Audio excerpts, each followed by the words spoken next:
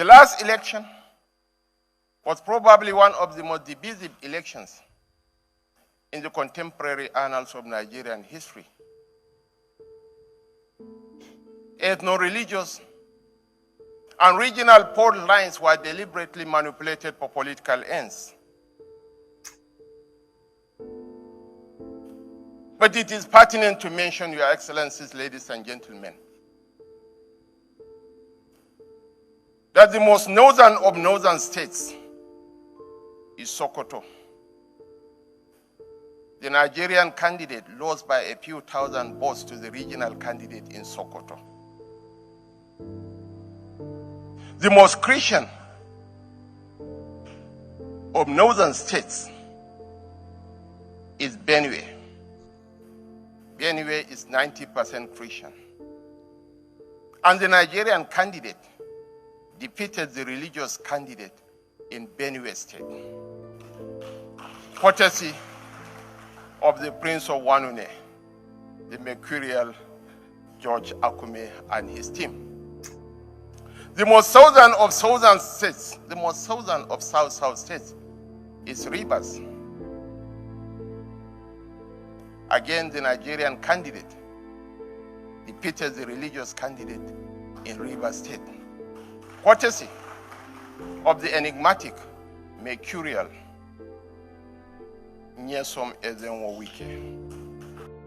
So says an accidental vice president. Accidental one. Is that time we asked Kasim Shettima, wetin Peter Obi do am? Is that time? It's obvious you have done everything humanly possible, wrong and right, to any disposition as your only solace in your political journey. And it looks like Peter Obi was coming to collect that from you, so you were frightened. And that's why you cannot allow him rest at every given time. You are looking for an opportunity to either shade him or make nasty statements. And Peter Obi is here to say something about you.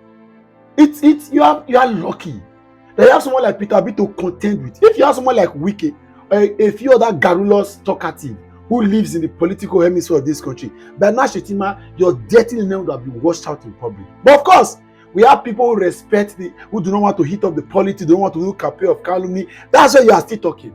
It's shameful that a man who was not qualified, not based on capacity, not based on character, not based on competence that he was speaking based on religious and ethnic sentiment. You are the one making the loudest noise in public. You are VP, but I'm telling you the truth. Since you cannot respect yourself and focus on your job as being vice president for 4 months and you're here to deliver a single assignment, people will remind you of it. It's getting too much.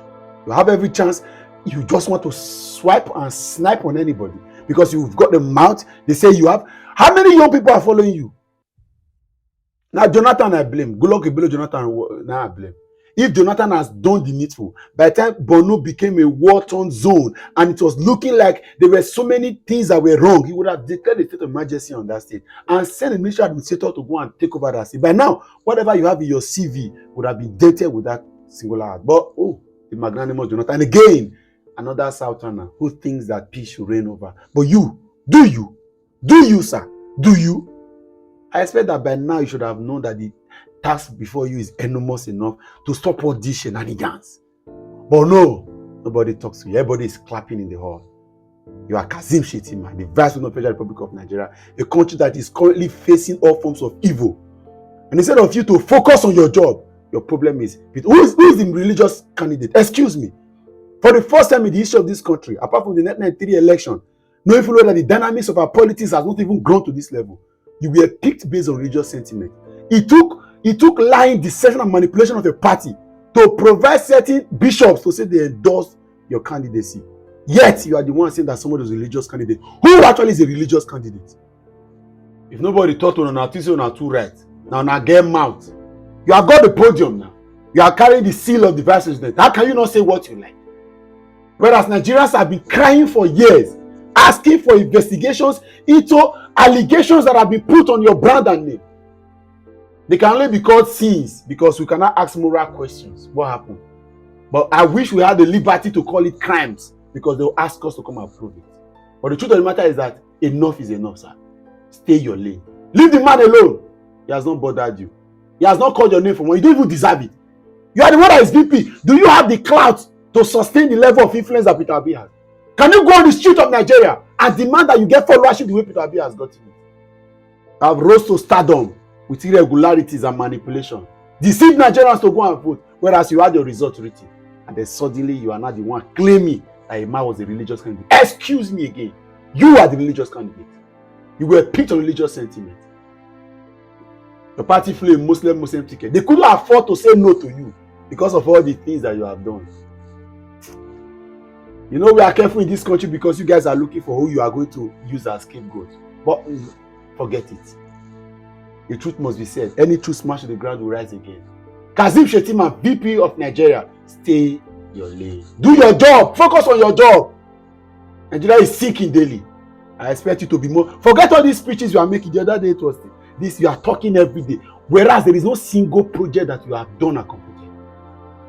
Read out your achievements so far as being vice president. I want to hear you talk. That should be your focus. Good night. The last election was probably one of the most divisive elections in the contemporary annals of Nigerian history.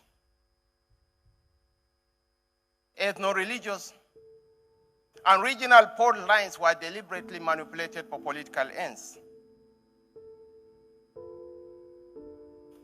But it is pertinent to mention, Your Excellencies, ladies and gentlemen, that the most northern of northern states is Sokoto. The Nigerian candidate lost by a few thousand votes to the regional candidate in Sokoto. The most Christian of northern states is Benue. Benue is 90% Christian. And the Nigerian candidate defeated the religious candidate in Benue State, courtesy of the Prince of Wanune, the mercurial George Akume and his team. The most southern of southern states, the most southern of south states is Rivers.